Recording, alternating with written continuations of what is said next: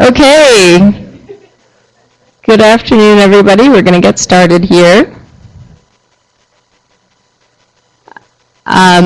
It is my pleasure today to introduce Dr. Peter Bars. Dr. Peter Bars is a doctor of many different varieties, from what I gather, both a medical doctor and he has a doctor of science as well. He's been a clinical professor with UBC SPPH for the past 4 years. He collaborated with the Canadian Red Cross, Coast Guard, Life Saving Society, and National Association of Coroners in providing public health epidemiological expertise to develop the first national injury surveillance system in Canada for prevention of immersions and drownings and other water-related injuries. It rapidly led to evidence-based national prevention program that sustained a decrease of 40% in the incidence of drowning deaths of Canadian toddlers in the 1 to 4 age range and others. His work with the Red Cross also led to collaboration in boating safety with the Coast Guard and the Office of Boating Safety of Transport Canada. National surveillance has now been in operation for 25 years and has provided data for 23 national research projects by Dr. Bars and his team in both official languages. Fantastic. Welcome, Dr. Bars.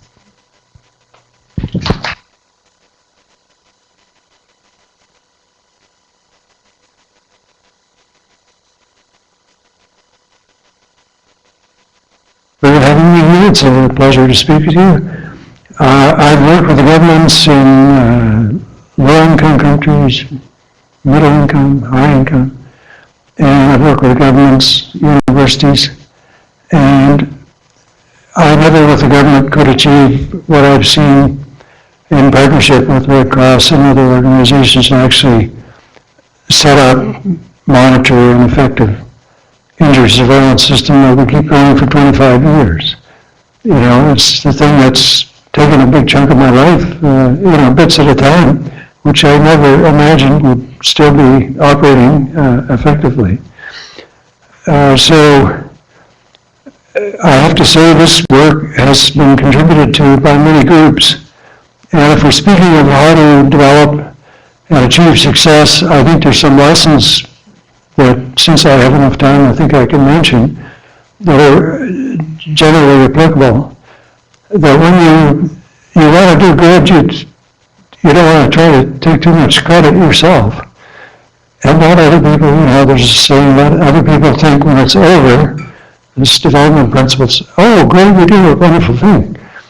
It's not that somebody that came in did it all. And I came back to Canada from working overseas in low-income countries after training then at Hopkins in public health and at McGill. And that was in 1991. Started working in Quebec. I thought Quebec's such an interesting place. I should start there. Everything okay? Yeah. So, yes. So, how did I ever end up working with Canadian Red Cross? It's like in your careers for students, is always be open to what could come, because you don't have any idea what your life's going to consist of unless you choose to go and work in one place forever in one particular job. But you don't have any idea what opportunities will come. It's important to seize those opportunities. And so when I started working in Montreal, I wasn't sure what I'd do. My colleagues and francophone colleagues had invited me to go work in Montreal. So I started work. And then I was asked to help out a little bit with a public health fair for the First Nations people in northern Quebec. Well, you probably heard it's been a lot affected by big dams and various environmental issues, but they wanted me to help with some injury prevention and so on at a health fair. So I called the Red Cross and said, do you folks know anything about First Nations immersion deaths? And they said, well, we don't have that much information. And later I got a call from the woman in charge of developing a lot of drowning research programs. She said, Peter, do you want to work with us? And I was sort of surprised because we'd just spoken on the phone. And I said, oh, okay, when will I start and so on. She said, no, we want you to work as a volunteer.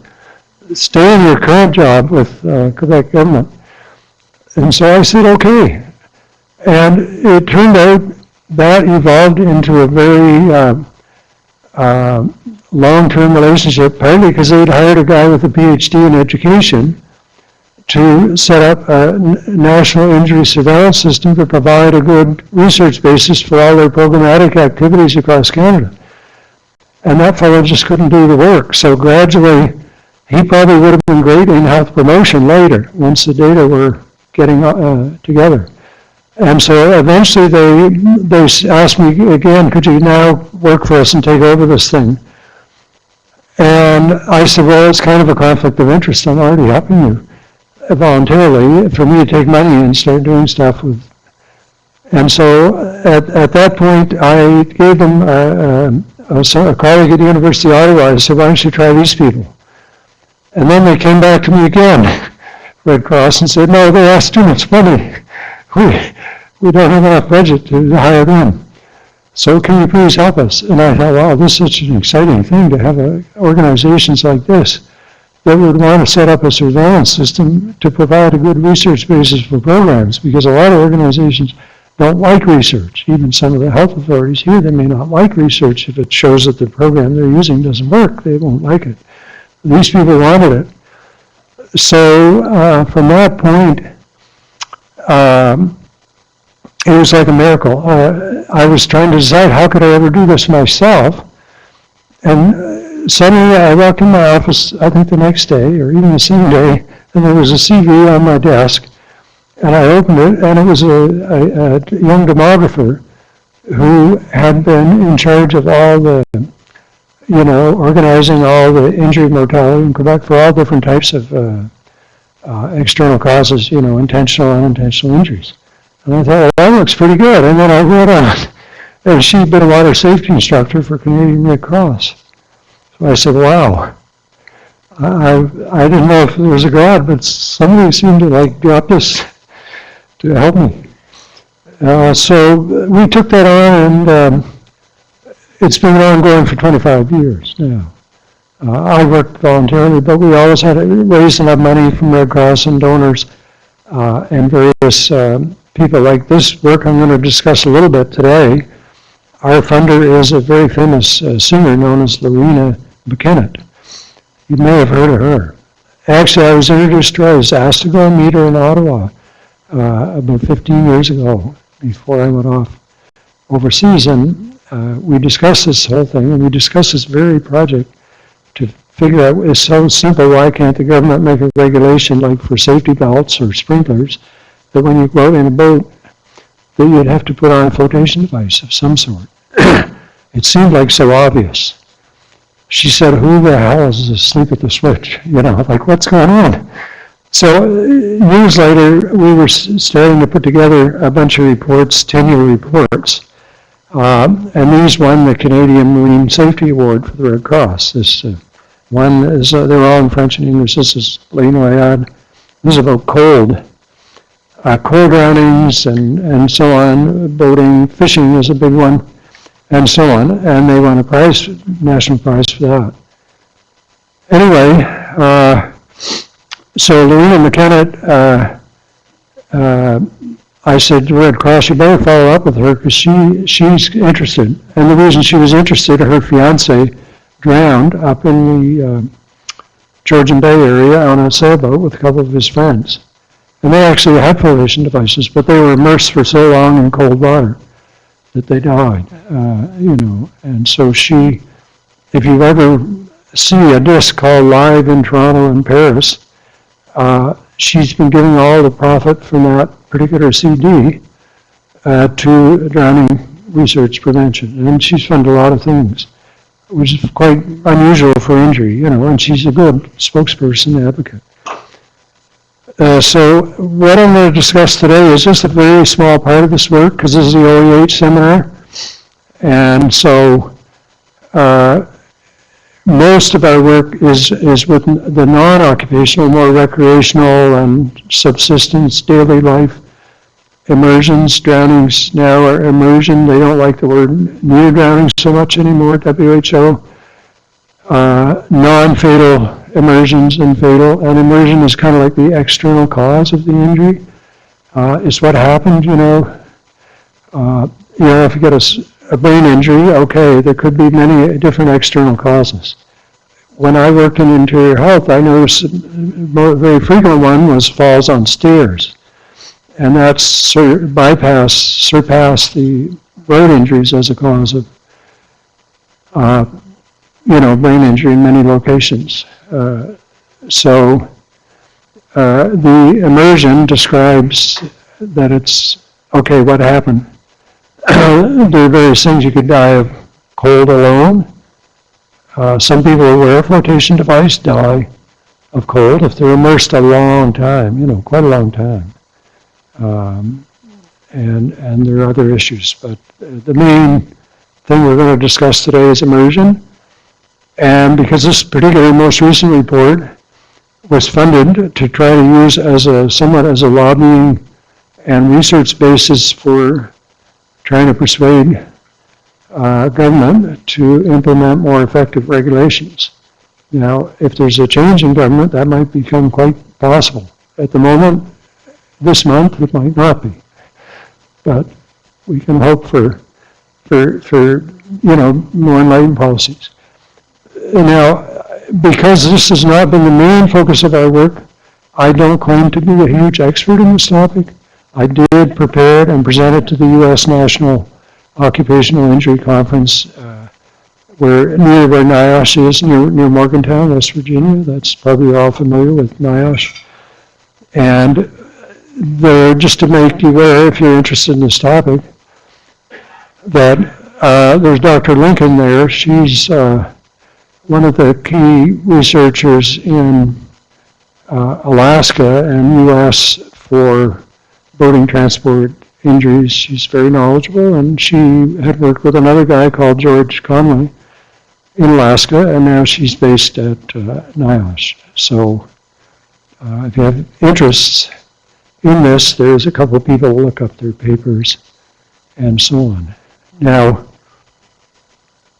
the two people I mentioned here, Carolyn Olson was my former student when I was at the Interior Health Authority. She's one of the most brilliant students I've ever had, and very dedicated. She wanted to come and work with us because she's from Grand Forks. And I couldn't get any money for her. The previous year, I had another student from University of Toronto that worked on road transport injuries for our Interior Health Road Safety Report. And we could pay her a pretty good salary. Next year, well, my boss didn't want to give any money for students that year. So she said, I'm still going to come. I just want the experience. I'll come. She worked for 16 weeks. I couldn't pay her anything. But later, she had to do another practicum. She was training up at U of T. And so since she worked so hard as a volunteer, I thought, well, let's see if Red Cross can come up with a little money, because she's $60,000 in debt, Students, like so many students. So they decided they would hire, for reviewing all these deaths. Every single death has to be reviewed carefully, all the coroner's files and everything, and police if they're available. And then a 15-page questionnaire has got to be filled out. And so what are we looking for? I mean, what would you be looking for if you were investigating injury fatalities? And is there any way to organize your thinking so you don't overlook stuff and immediately jump to blame the victim? Police are often looking for somebody guilty, the driver or the victim, and don't necessarily look at some of the engineering and other issues. So do any of you have any suggestions how you might organize your thinking? Have you learned anything about that? Well, I bet you know, but you're an expert. Exactly. How many people here have heard about the Haddon matrix? Put up your hand. Haddon's matrix.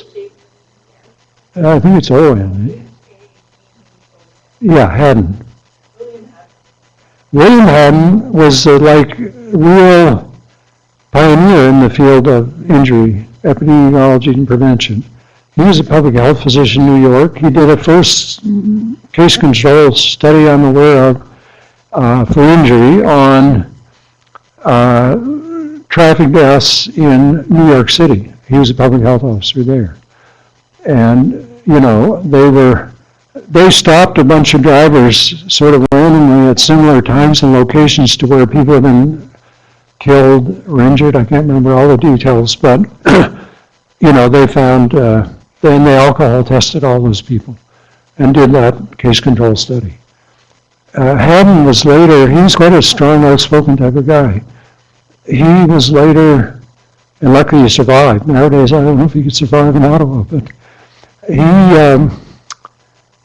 was made head of the U.S. National Traffic and Highway Safety Administration in the United States, and that's a public health professional. He had an MPH from Harvard. So that was pretty amazing, and he implemented so many things, but his very important contribution to injury epidemiology was developing this kind of a matrix. And I'm sure you've all heard of the epidemiologic triad. That's like the host, agent, environment, you know. But the Haddon's matrix was a little bit different in that he looked at, and I'm explaining all this because it's the basis for all the work we've been doing the last 25 years. And you should know about it more than just occupational boating. This is a relatively small chunk of the whole mortality and morbidity. But his matrix has two axes, and one of them is the time phases of an injury incident. So it's like pre-event, event, and post-event. Now, which phase do you think you'd prefer to prevent an injury? Pre. I mean, we don't want to get injured. I don't want to have a brain injury because, like, how easy is it to fix a brain injury? It's like very difficult. Very difficult. You can help it, but you can't always repair the damage. So, pre-event phase. Now, for boating, flotation devices, which phase are they useful in? Pre-event, event, or post-event phase? Yeah, in the event, and to some extent in post-event, they can help prevent against hypothermia, but in the short term, they can help prevent you from drowning, from immersion. The post-event phase is more typically ambulances and CPR and all that type of stuff. Like, once you get to CPR, it's, you know, not always so optimistic. So pre-event is preferable. Event is, you know, can reduce the damages during a crash or something, like safety belts, airbags and stuff. A pre-event or somewhat into event, I'm suspecting that might be a cosmetic concealment of a sprinkler, but, you know, that's for, you could argue there's gray zones. Is that pre-event, event?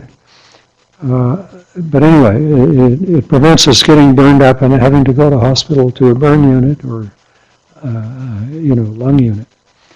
So the way we structured this right from the beginning, partly because I was back in Canada, one of the first doctoral graduates, I think, in the field of injury epidemiology, and the Hopkins and other U.S. units were just getting going around that time in the late 80s. So we tried to structure all the stuff by activity first. And why would that be logical? Like boating is an activity. Purpose, is it for occupational? Or purpose, is it recreation? Or purpose, is it just daily life because you need a boat to get to work or to do your work if you're a subsistence fisher person? So the next level is that purpose after activity. And then beyond that, with Haddon's matrix, he's got the time phases, but he's also got the personal or host factors, like equipment or vehicle factors. And the environment, physical, psychosocial, and so on. And people have made it more and more complicated, and in my view have a little bit mixed up his original matrix, because WHO took vehicle or safety equipment and stuck agent in there, which wasn't in Haddon's matrix. And I think people are teaching that, probably teaching you right here. But I don't agree with that myself, personally. Because, you know, having in part of your prevention framework safety equipment and vehicles and boats and all that type of stuff covers a lot of things which are missing from epidemiologic triad. Because epidemiologic triad is mosquitoes, mosquito bites, malaria, you know, the agent, Plasmodium, the vector, is a mosquito. In injury, what Haddon, I think, explained very clearly was what's the agent in most injuries? Does anyone know?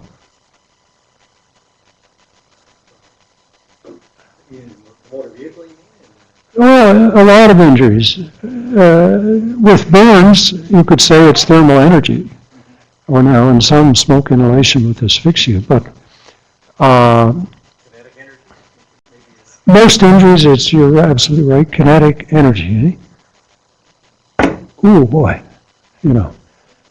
If you fall down the stairs and bang your head at the bottom, that kinetic energy can give you a cervical spine fracture and tetraplegia. You know, it's not rare, it's quite common. One of my friends who's an architect makes most of his living by legal testimony about those type of injuries on stairs and so on.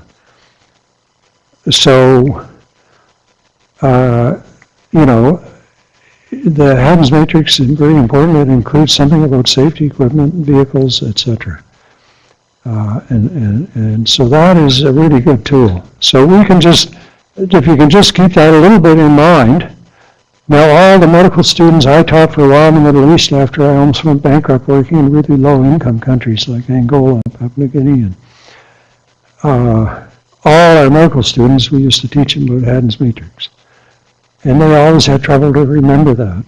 But we gave them kind of integrated trauma teaching, prevention, epidemiology, and so on and so on. But it's a fundamental basic, and many people are using it for all kinds of different issues now other than injuries. I mean, you can use it, we did a paper on it, I did with a colleague, infectious disease, looking at using Haddon's matrix to look at Sharp's injuries, you know, in health facilities.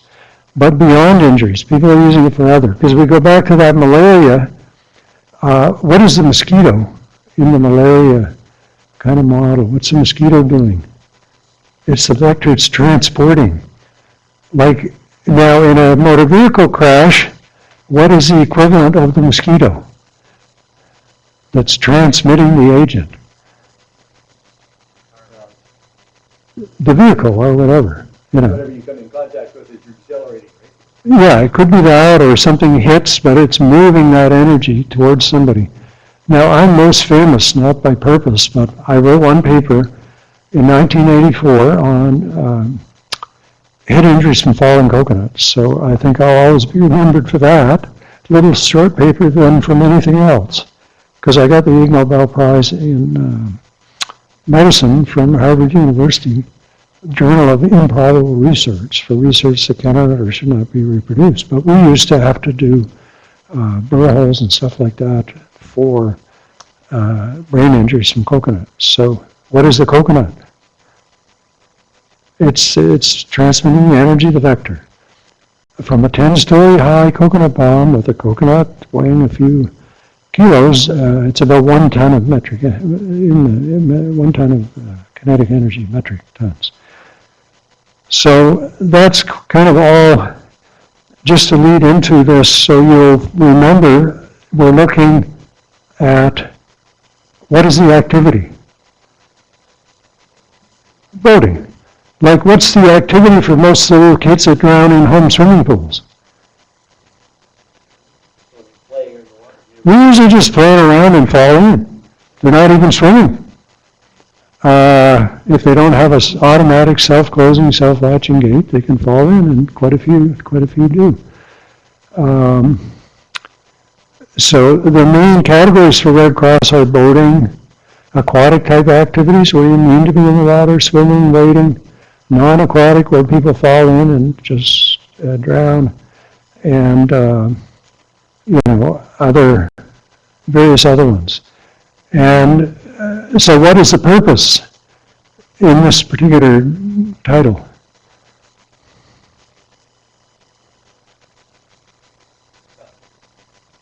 To make a case for exploitation when you're in both, right? No, I just mean okay, boating's the activity we're going to discuss. The type of injury, we're just looking at fatalities, not at morbidity, brain injury, which does quite often occur. What's the purpose? Is it recreational? Occupational. That's, how many students here are working occupational environmental program or studying? Many, eh? Yeah. So you can be interested. I'm giving it mainly about this because that's the audience. But most of the time we spend on looking for the biggest numbers, which is more recreational stuff. But if you want to know the magnitude of this problem, and if it's more risky for occupational versus recreational or daily life, what kind of indicators do you need to decide? You know, what would you want to know? Do you want to know anything about exposure, for example? Exposure risk? What would be the exposure for this particular problem? Occupational boating activities. Being on the water, right? Yeah, like let's say I'm from, originally from Nova Scotia and New Brunswick, Newfoundland, that area of Canada. Do you think the fisher, we're supposed to call to be correct, fishers or kingfisher, but fisher or fisherman, fisherwoman. One Newfie lady fisher woman said, I want to be known as a fisherman. Nobody's going to call me as a fisherman. I'm a fisherman, proud of it. But, you know, coming to that, okay, we want to look at occupational boating, we want to look at fatalities. It's a small subset, but how many months a year do you think a fisher person works in Nova Scotia? Do you think they work 12 months a year, catching lobster? Or?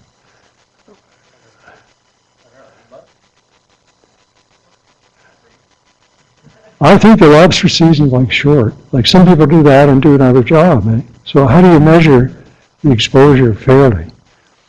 Like in fact, which is more dangerous? Like Kay Teskey's famous for work on bicycles and active transport and, you know, road-related injuries. Is it more dangerous per unit of exposure to go on the road or to go out in a boat? Anyone know? Pardon? Somebody did a paper, I think it was in the BMJ or Injury Prevention Journal, and they actually looked at the risk. Somehow they figured out, you could argue it might be imperfect, but a lot of research has to be imperfect, that the risk per hour of exposure on the water was like maybe 100 times worse than per hour of exposure in road injuries, but that depends if you're inside a vehicle where you got a big armored cage around you, or if you're a pedestrian and in interior health, many of the injuries are passengers, vehicle occupants. And not too many people are using bicycles and stuff because the distances are so great. Whereas in Vancouver, most of the victims are going to be what's called vulnerable road users, so it could be quite different. But how would you get at the number of fisher people at risk? Well, you know, one of our colleagues, who is also a clinical professor in the same department, is Dr. Paul Hasselbach. Does anyone here know him? He was my colleague in interior health. He left, decided to leave, and went to Nanaimo. Now he works with the VIA. And I have to give him credit, when we were doing our road safety report, I passed it around to all the MHOs and others to review. And he gave me the best piece of advice I had, which kind of revolutionized the report, and it meant the whole province had to do their whole report all over again. And I don't think that they ever finished, have they, okay, the PHOs? Yeah, we finished ours a few years ago. They tried it for 2 years, nobody could ever get anything much done. I worked on it with a few different MPH students, and we finally got it done. And it's on the web. You can look for that under the Interior Health website, the road safety report. But the very important thing that Paul Hasselbach pointed out was the key question was, how are you assessing these folks? He mentioned, do you know whether the province is looking at where they live or where the incident occurred? It's a pretty key question, eh? Because with immersions in recreational, where do you think most of the victims would come from? Do they come from cities, rural areas? People living up the coast, I guess. Okay. Any other guesses, or anyone know? Okay, where do you think most of the incidents occur? Immersion incidents, like boating capsizes or whatever. No, recreational. Yeah, lakes and rivers are usually in rural areas, but the majority of victims actually come from urban areas. Because that's one of the questions on our questionnaire about that, extracting the data. You could argue how we define that.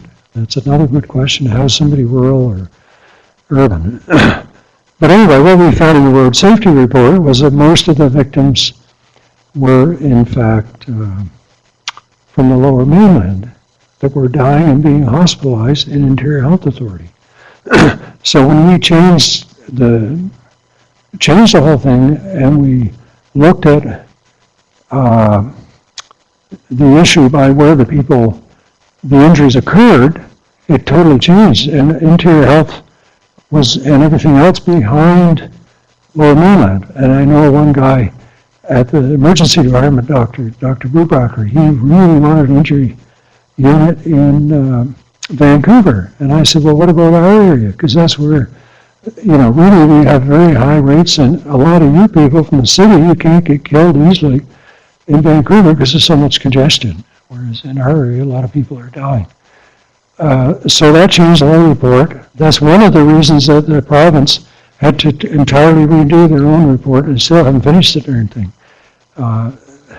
So now Dr. Paul Hasselbach, he wrote me this week, and by the way, the Cook Graves Memorial Fund, that is Lorena McKennett's funded by that disc. So if you ever buy live in Paris and Toronto, you'll be supporting this and much other work.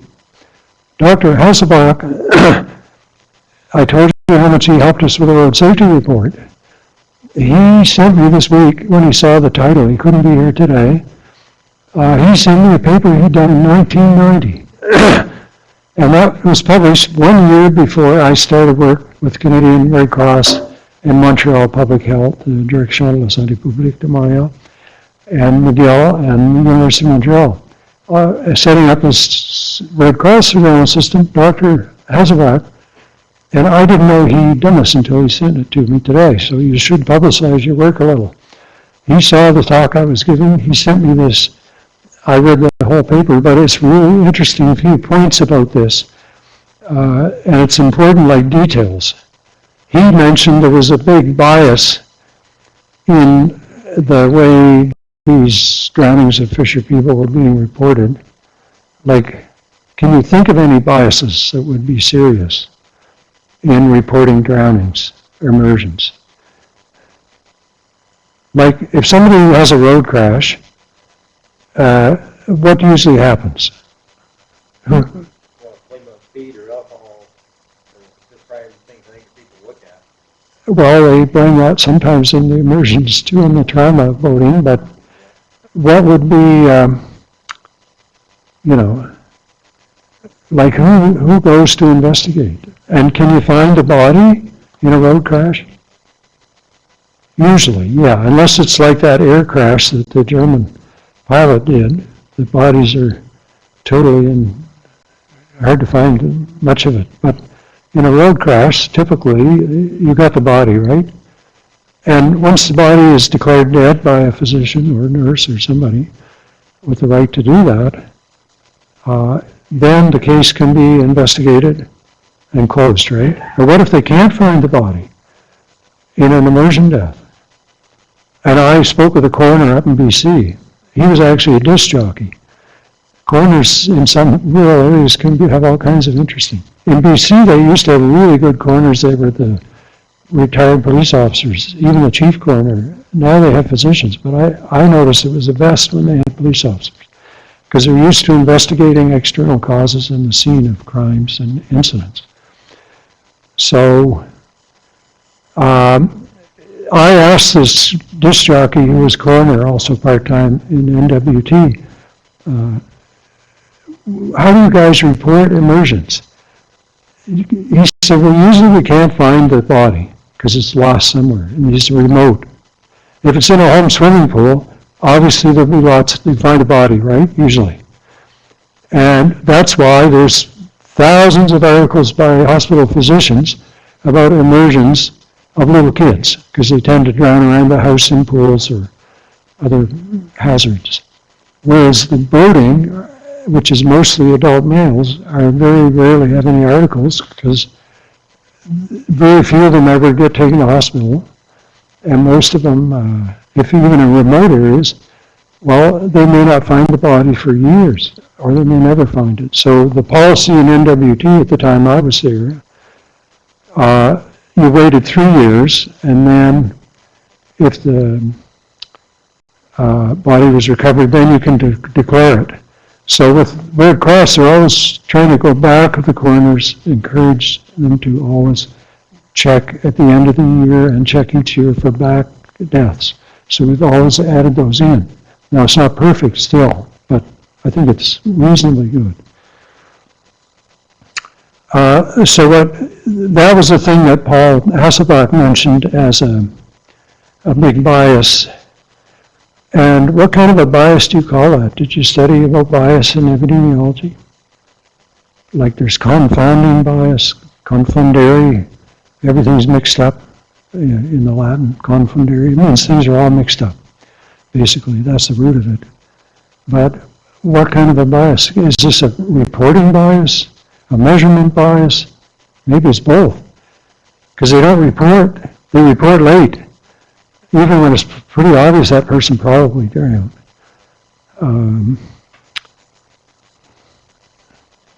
Okay, so I think that the other thing that's interesting in Paul's abstract is the Marine Casualty Investigation Unit. That unit was keeping track. They were doing kind of a surveillance. And then they examined the death certificates. Why would you want to do that? Examine the death certificate. And is it hard to get access to death certificates? How would you get them? Yeah, you can ask the coroner, You can ask them. We asked them. Red Cross, life-saving. But sometimes I went and spoke once to the National Association of Coroners about the project and to get their kind of sympathy and interest. And they've been helping for 25 years. Once in a while, one of them gets grumpy and it gets a bit difficult. But usually, diplomacy and patience once a day. So I think something interesting, that was a very interesting thing they did, and then examine the death certificates. Do you have any teaching on death certification as MPH? Because that's something we used to teach all our medical students. It's very important. And what do you think has been typically in the past the most frequent diagnosis on death certificates? In general.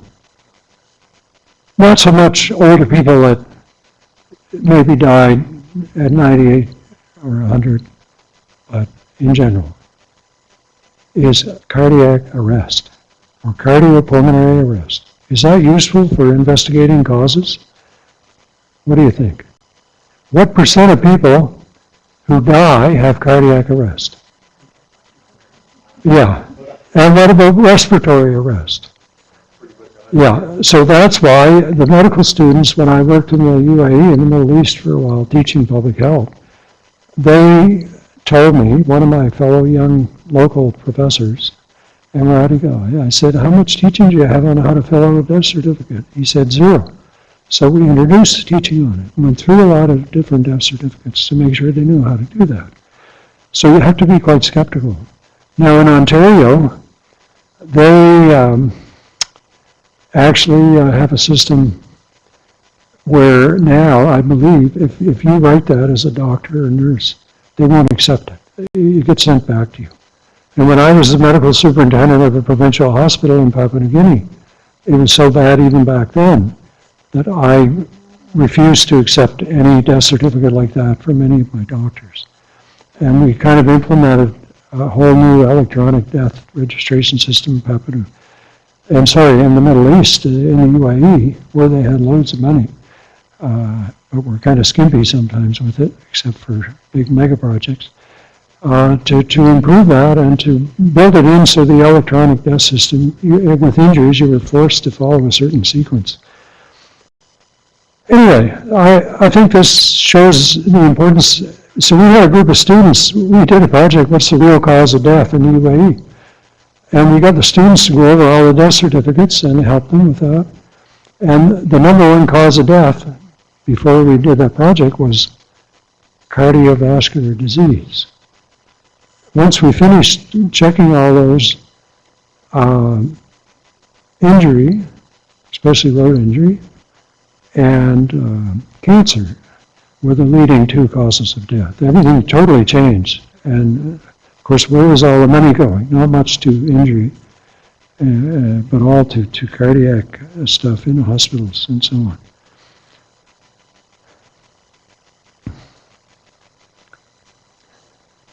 Now, as far as the relative importance of boating overall for all purposes in Canada, it's accounted for anywhere from about 33 to 40% of all the water-related deaths. And it depends whether you count the people on road vehicles who go off the road into water.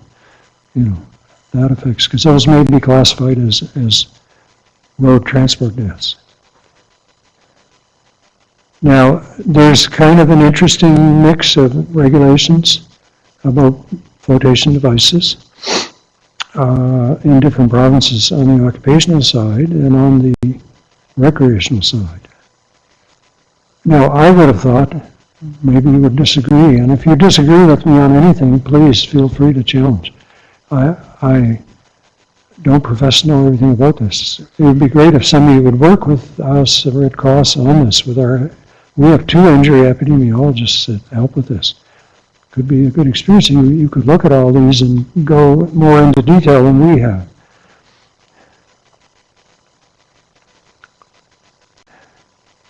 Now this study, Paul Hasselbach's study was more kind of counting the numbers of deaths, the incidents. And it was just, his paper was the only one from Canada cited in a recent review in 2014 of all boating and occupational deaths, Paul Hasselbach's. And that was in 1990. Nobody's done much. If you want to do something, an area that hasn't had much done with, there's a chance. We have over 25 years of data now. Over 10,000 deaths. Not all occupational by any means. So I've kind of discussed with you some of the points, and this is a key way of structuring your injury investigations, activity, and purpose. And then for each activity, personal, equipment, environment, risk factors. Now, what would be a personal risk factor? Yeah, alcohol consumption. Is it modifiable? For sure. It should be, unless you're a really hardcore alcoholic, maybe it's hard. But what about anything else? Can you think of any unmodifiable personal factors? Well, that could be modifiable, but your swimming ability is very important. Age, is it modifiable? Well, you can go to a plastic surgeon, but still, what's going on inside? It could be modified by chronic disease prevention, but chronologically, okay, if you're 10 years old, you're 10 years old. You might have the body of a 90-year-old if you smoke all your life. You get prematurely old. But then, what about sex? Some people call it gender, which is a complex concept, but just even the male-female is complicated now. It is somewhat modifiable, I guess, if you take hormones and operation, but normally for most epidemiology, age, sex are sort of fixed, and then the ones you mentioned, like swimming and so on, are potentially modifiable. And it was very interesting in the non-occupational, what we saw was, we saw that the people who were weak and non-swimmers wore less frequently a flotation device when they drowned in boats. Can you think of a reason why that might be? If I couldn't swim and I were out in a boat, I think I would want to have a flotation device. Yes? Oh, okay.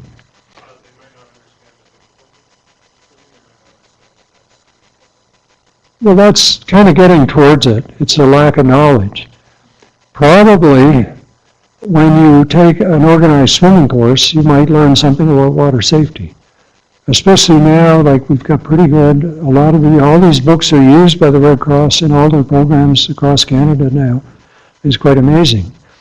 So, and I think that's part of the reason that toddler drownings drop so fast, 40% across the country in a year. So it may be that in learning swimming in a program, you hopefully will learn water safety. So people who never learned to swim have maybe never had any water safety. I mean, we did some, I'm not going to go into a lot into it, but we did some regression analyses to control for different confounders. And that was one of the interesting findings. That didn't come out so much in the occupational. So, there's a lot of person years when you work with coroner's data, hopefully if you get most of the deaths. So these were some of the different case criteria selection for just what I'm going to show you now, which is a small chunk of the total. Is there an easy diagnosis, like case selection criteria for immersion or drowning? Somewhat. What about hot cold or hypothermia?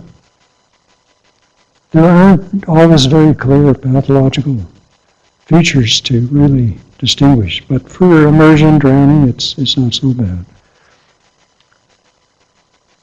So these are some of the kinds of work we did. Now, when you're using a database like that, it's not something you designed and you interview everybody. You all studied missing data, eh? How to deal with it with SPSS or SAS or missing data are a big problem. Do you throw out a death when one of the variables is missing something? That was a key question we had. We weren't previously using regression very much, but we got some advice from a consultant in Toronto, statistician, about it. And then denominators. So these are kind of coming to numbers. Public health, people like numbers. Or a lot of people like them, some people don't like them. Or some people are neutral. So this is the group we're speaking about now. 366 out of 3,324 voting, and over 10,000 deaths altogether in the database. How do you decide if somebody is which category? This is not always easy. If somebody dies with a flotation device on, and they don't have any signs of drowning on the autopsy, then, you might assume that they died of hypothermia without drowning, but sometimes you don't know. So you have to figure out how to capture all these, more or less get the best information you can. Yep. Yes, okay. So these are the main results, 11% properly wearing a PFD. And do you think that it would be better or worse for occupational drownings than recreational? Proportion of people wearing a PFD proper? Yeah. It should be higher, should be a higher proportion wearing a PFD properly, I would think, than occupational. Yeah, you would think that, but in fact, it was about 12% of recreational too. Now you have to remember there are people that don't drown that aren't in this study, right? We've done surveys and others where maybe 30-40% of voters wear flotation device. But as far as, if you compare that to safety belts with regulations, now it's up to over 90, So it's still pretty low. What are the main activities? We're talking especially about commercial fishing. And you can see for the two main activities under boating subcategories. And if we look at the comparison of occupational and recreational, you can see it's almost the same. This is for the victims who died. So there may be something not very, it's been suggested that fishing has not been that well regulated in the industry, maybe somewhat better in Canada than elsewhere. And the current law for recreational is you're supposed to have it in your boat, but you don't have to wear it. So not present is a violation, and that was higher in the recreational. So the occupational, they probably had them but weren't wearing them, Capsizing, falling overboard, and swamping. The swamping, 17%, but 5%. You can see when you fall out of a boat and the boat's still moving, especially if you're alone in the boat, it's kind of hard to put it on. Or even if the boat capsizes, pretty hard to find it in the cold or dark or waves and put the device on. So, this is just showing out graphically. The green is, having, and generally pretty low. By the way, do you know what type of device this is, graphical? Students? It's a bar chart, right? What kind of bar chart? It adds up to 100%. So it's a stack bar. Could be horizontal or vertical, just so you remember. Another way to show percents, a bunch of them instead of pie charts. So the main bodies of water, oceans, for occupational. Winds, strong winds, and so on. Type of boat, power boats, and mostly big ones for this. Water temperature, very cold. You probably hear a lot of the prevention. They have flotation, hypothermia suits. Some of the boats in Nova Scotia capsize with too much ice in the winter above, in the house. And, what happens then? If people have time to get one of those hypothermia suits, quite a few of them survive. They can be rescued. But if they fall in, well, they're not going to have it, Or if they suddenly capsize, difficult.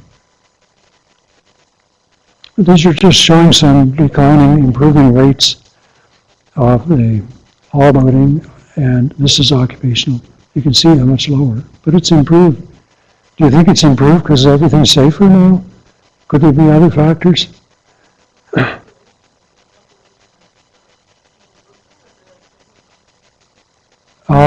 No, this is just, I mentioned we didn't do what Paul managed to do with his special study, because they actually counted the number of fisher people with a license. I don't know how they managed to get those data, and even then, you have to know how many months a year are they working. But they know this is just per unit of population generally, not for,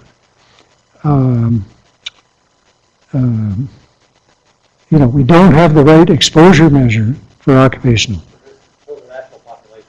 Exactly. Work by age and sex, whatever. We've done age adjustment, But that is a big weakness of these data. What makes these data better than what Paul had is we have all the activity, personal equipment, environment factors. And that was one of their recommendations. They needed that type of data, those data. But the weakness of this study, we don't have a good exposure measure to know, like, how many recreational boaters. And Statistics Canada has done those type of things in the last, sometimes, maybe not so much lately. They knew, for example, we saw 50% of the pool drownings in Canada of kids were in Quebec, with 25% of the population. But why? Well, Statistics Canada, to their great credit, did a survey around 1990, and they found that Quebecers had a lot more swimming pools than other Canadians. People in Ontario have cottages, out in lakes and stuff.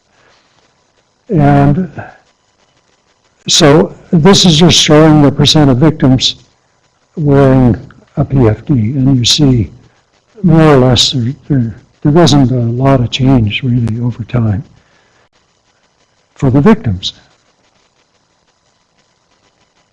And this is more or less showing the same, so I won't say any more. Now, as far as looking at regression techniques and looking at all the different variables we looked at, for recreational, there were a number. I mentioned one about swimming training and wearing a flotation device. People with more training, better swimming ability, they were wearing it.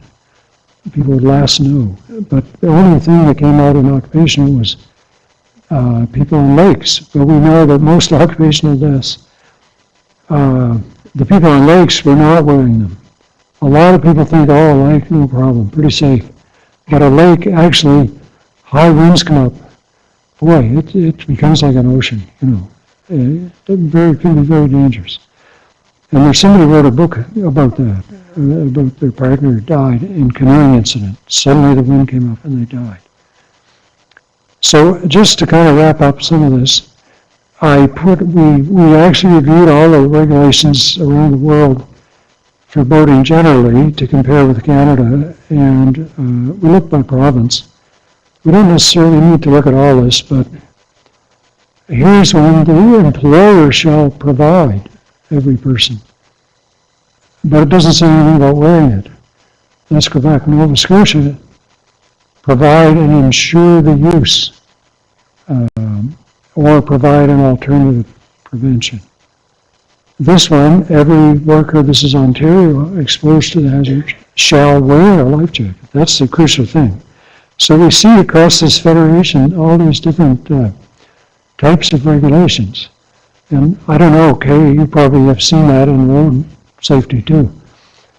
So there are all these different things. It doesn't seem to be that well standardized or thought out. So just to conclude, we've seen decline. I mean, one of the reasons they've declined is there's no more codfish. Where I'm from, in Newfoundland, all these little outports, so there's a lot less exposure to risk, right? And so on. But we should repeat, like Paul Hasselbach's study, and look over time what's the number of registered, licensed fisher people, and that might help out a little bit in clarifying that. There's a lot of variability in the regulations. And of course, hypothermia variants are needed. Now, I put a few good references here. Dr. Hasselbach's, Dr. Lincoln, I misspelled her name there, and so on. There's some interesting articles, Scandinavia and so on, and you may want to look at that if you're interested, but it's probably a good time to ask any questions. I'm just going to jump in here and say we are actually right out of time. So anybody who wants to stick around and ask Dr. Bars any questions is absolutely welcome to do so. But I'm going to wrap things up for the online audience, assuming people have to get back to their jobs after lunch and stuff. So thank you very much, Dr. Bars.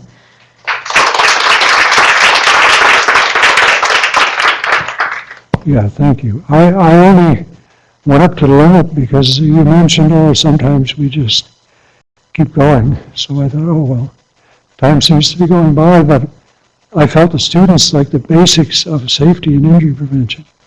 I felt it sort of needed to cover that a bit.